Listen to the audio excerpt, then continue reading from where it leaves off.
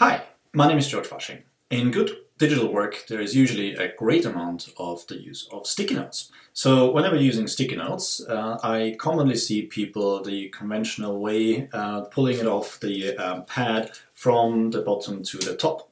And what that creates is a bent sticky note. And when you then try to fix the sticky note onto a board, the sticky notes tend to peel off from the bottom.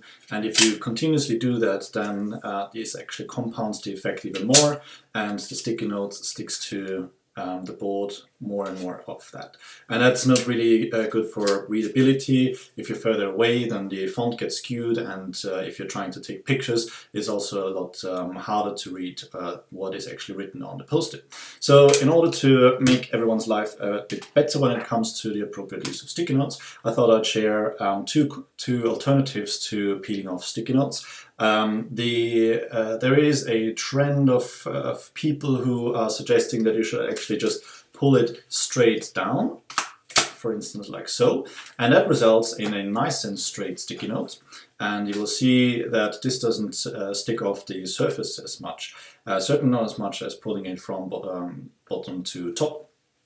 Now, while that works all right. For me personally, it's a bit of an issue because especially in high frequency situation where you need to pull off a lot of sticky notes from the pad, for instance, you're facilitating and you're helping the audience or the participants capture some notes, it's a bit hard to pay attention and try to do that and pull it off like that. I find it also difficult when it gets to the end of the pad and you're trying to continuously do that, because of course then the back is not stable enough to really support this type of motion.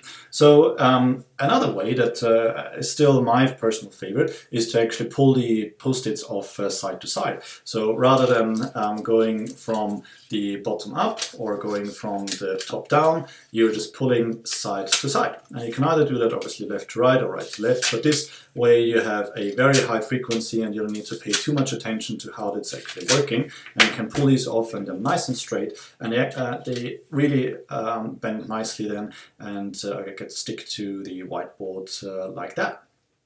So a very good way of sticking post-its to any type of wall, and it's very easy to then still read what's written on the post-it and also take photographs, and you clearly see what is visible there.